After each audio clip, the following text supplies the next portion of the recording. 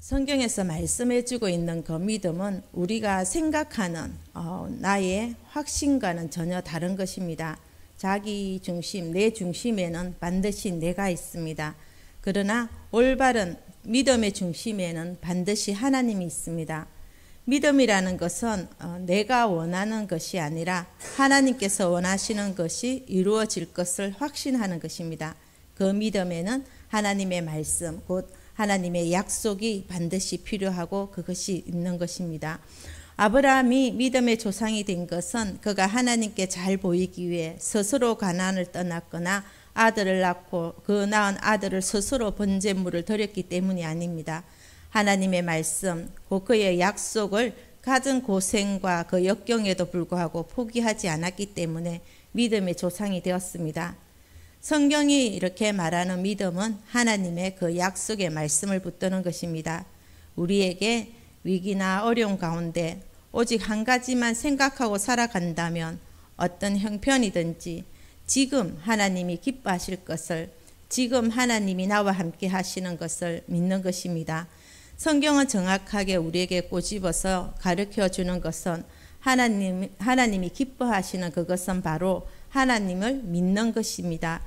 하나님이 언제 기뻐하시는가 하면은 우리가 하나님을 믿는 그 순간입니다. 하나님이 정말 계신다는 것을 믿는 사람, 그리고 하나님께 나아가는 사람, 이런 사람을 보시면 하나님께서 기뻐하신다고 하셨습니다. 하나님이 계신다고 믿는 것은 하나님께 나가며 반드시 상을 주신다는 사실, 이것을 모든 사람이 다 믿는다면, 하나님께 나가면 상을 주신다, 이것을 다 믿는다면 구태여 이 말씀을 하실 리 없고, 또 하나님이 이것을 기뻐하신다고 계속 말씀하실 필요가 없습니다. 실제로는 하나님을 믿는다고 하면서 우리의 그 생각이나 말이나 행동, 이러한 모든 것이 우리의 말과 행동이 다른 사람들도 있습니다.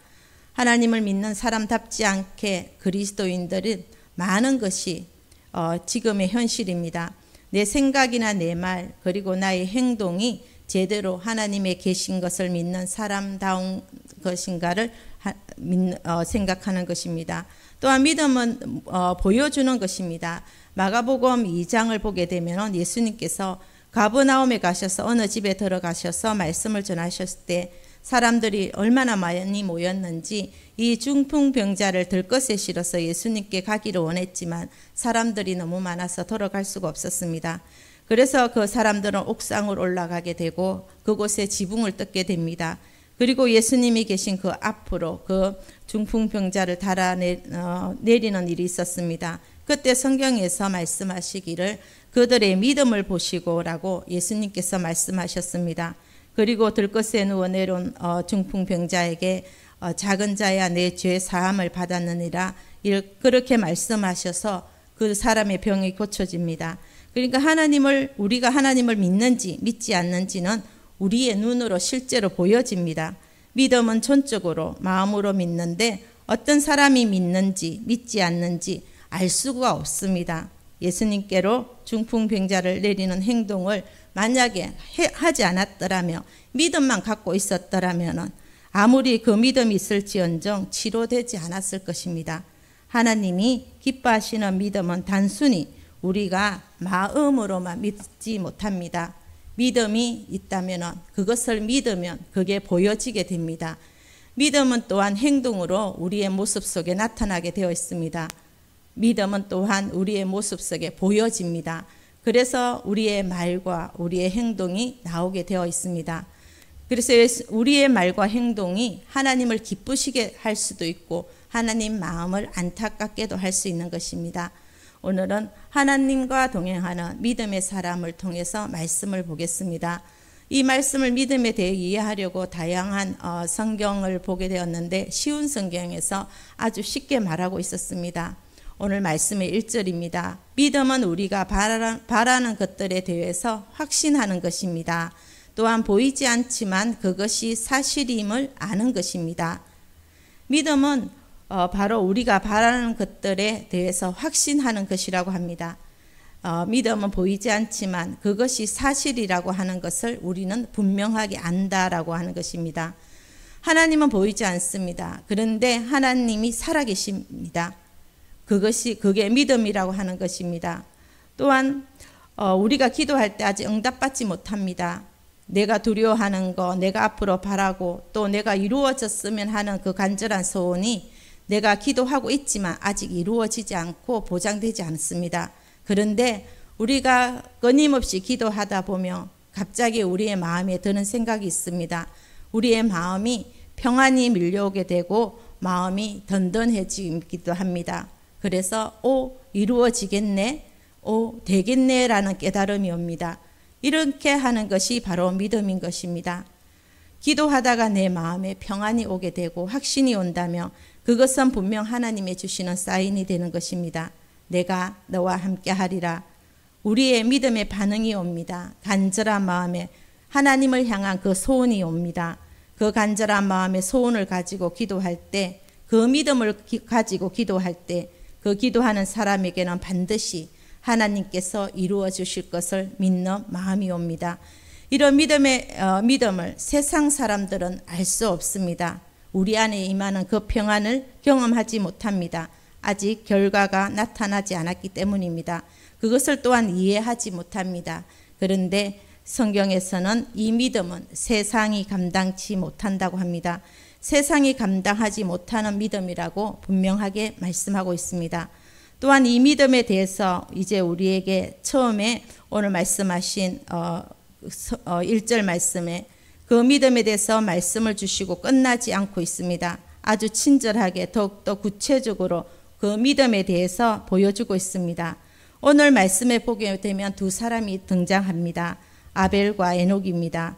아벨과 에녹 두 사람이 등장하는데 이 두 사람이 어떻게 살았는지를 보여주면서 이것이 바로 믿음이라고 설명합니다.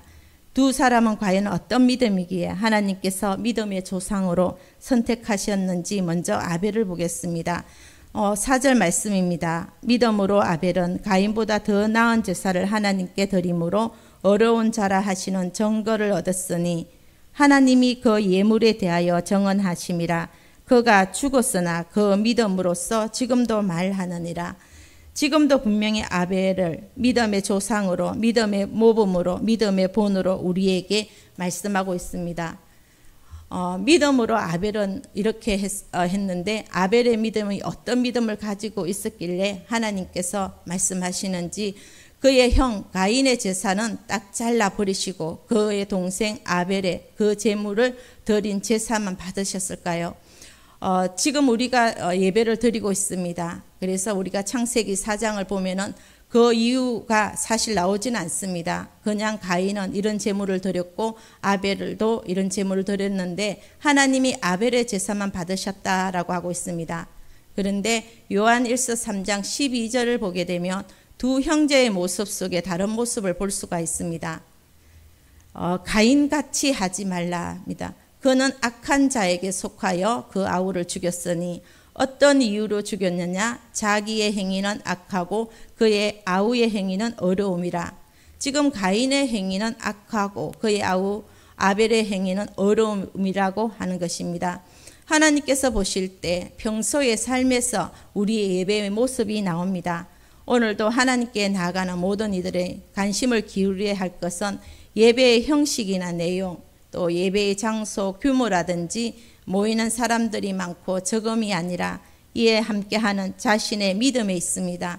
그러기에 지금 하나님께서 보시기에 우리의 평소의 삶에서 예배의 그 믿음의 판도가 결정이 된다라는 것입니다. 가인은 늘 하나님과 동행하지 않았고 선을 행하지 못하는 가운데서 악한 삶을 살았습니다. 그래서 그의 삶은 하나님 앞에 바르지 못했습니다. 그런데 아벨은 어떤 삶을 살았는가 하면 하나님과 동행함으로써 늘 선한 삶, 어려운 삶을 살았으므로 마태복음 2장 35절에서 예수님께서 분명하게 아벨을 의인이라고 말씀하심으로써 하나님이 아벨을 어렵다 증거하신 사실을 인정해 주셨습니다. 그것을 분명하게 말씀해 주고 있습니다. 그러니까 지금 우리가 예배 드리고 있는 이 시점에도 하나님이 받으시는 예배가 있고 받지 않으시는 예배가 있는데 그 판가름은 어디서 나냐 하면은 여기서 우리가 보여지는 것이 아닙니다. 이 예배를 드리고 있는 이 장소에서부터 바깥에서 바로 결판이 난다는 것입니다. 우리가 나가서 평소의 삶으로 살아갈 때에 그것이 분명히 보여집니다. 내가 평소에 하나님과 동행하는 삶을 살고 있으면 나는 어려운 삶으로 드려지는 예배를 드릴 수밖에 없지만은 내가 평소의 삶에서 그냥 내 마음 가는 대로 내 본성대로 이 세상에 뿌리 깊이 박힌 세상적인 그것으로 살아간다면 그 삶은 그의 제사는 전혀 받아들이지 않는 정말 불신앙으로 받아들여진다는 사실입니다. 그래서 아벨의 믿음은 하나님과 동행하는 믿음, 또 에녹도 마찬가지입니다. 에녹은 창세기와 히브리서 두 곳에 등장하고 있는데 먼저 히브리서를 보게 되면 에녹은 이렇게 기록되어 있습니다. 5절의 말씀입니다.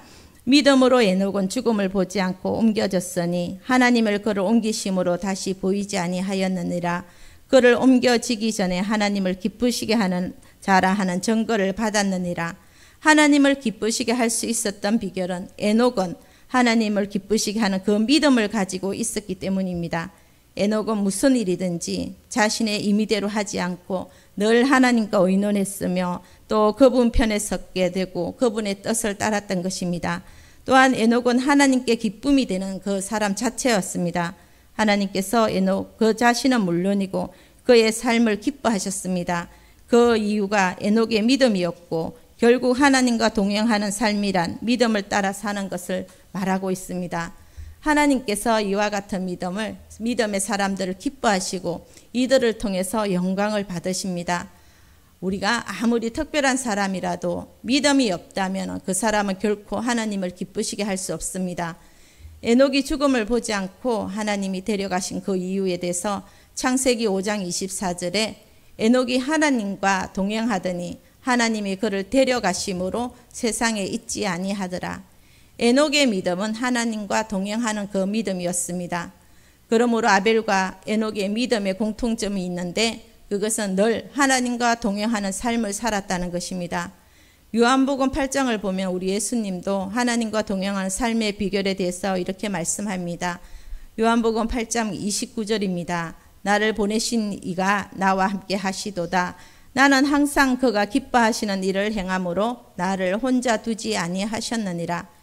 물론 예수님께서 하나님의 아들이시니까 하나님이 함께 하시는 거 맞습니다. 그런데 우리가 알아야 할 것이 있습니다. 하나님이 이 땅에 계셨을 때 예수님이 또 이 땅에 계셨을 때 우리와 똑같은 몸을 입고 계셨습니다.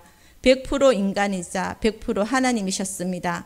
그러니까 100% 인간의 모든 것을 공유하고 계셨습니다. 불완전함, 또한 연약함 이런 것들을 다 공유하고 계셨습니다.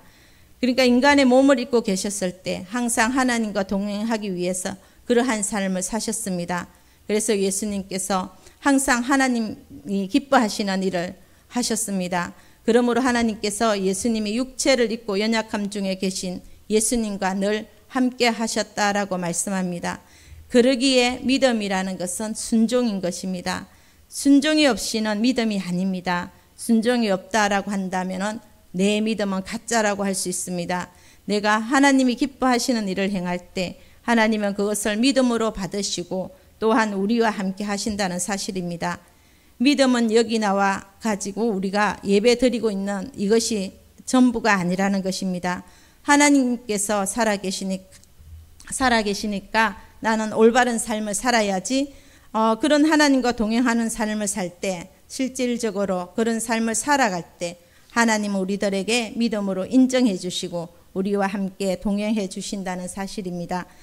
오늘 세상 사람들은 이 믿음을 감당할 수 없습니다. 이 믿음을 감당할 수 없기 때문에 우리가 이런 삶을 살게 되면 우리의 삶을 통해서 놀라게 되고 우리의 삶을 통해서 살아가는 것을 볼 때에 저것이 바로 믿음이구나라는 것을 알게 됩니다. 그때부터 세상 사람들이 우리의 모습 속에서 하나님을 바라보게 되는 것입니다. 세상의 사람들이 감당하지 못하는 믿음, 우리의 이성과 한계를 뛰어넘는 그 믿음을 가지고 또 그 삶을 살아갈 때 사람들은 그제서야 하나님을 바라보고 저가 믿는 하나님은 살아계신다고 분명하게 믿고 또 하나님께 나온다는 사실입니다. 태어날 때부터 안전병이가 자신의 두 발로 바로 선다든지 걷거나 뛰는 것은 기대할 수 없듯이 믿음이 없는 사람 역시 하나님께서 기뻐하시는 사람이 되기를 기대할 수 없습니다. 믿음이 아닌 다른 모든 것들을 하나님이 기뻐하시게 하기에는 턱없이 모자라고 무기력할 뿐입니다. 그것은 마치 몸에 붙어 있기는 하나 전혀 기능을 하지 못하는 죽은 지체와도 같습니다. 믿음이 없이는 어느 누구도 하나님을 기쁘게 해드릴 수가 없습니다. 하나님께 나오는 사람은 그가 계시다는 것과 또 그를 찾는 자들에게 상 주시는 분이라는 것을 진정으로 믿어야 합니다. 이사야 선지자는 여호와께서 상을 주시는 분이라는 사실을 말씀하고 있습니다. 그에 대해서 보라 상급이 그에게 있고 라고 선언합니다. 그렇다면 하나님께서 주시는 상급이라는 것은 무엇일까요? 그것은 바로 다른 무엇보다도 하나님 자신을 가리킵니다. 하나님은 아브라함에게 나는 내 방패요 너의 지극히 큰 상급이다 라고 말씀하셨습니다. 하나님 자신이 그 백성에게 또한 우리에게 최고의 상급임을 알게 하셨습니다. 오늘도 이 말씀을 기억하면서 기도하며 나가겠습니다. 아벨과 에녹의 그 공통점은 바로 하나님과의 동행이었습니다.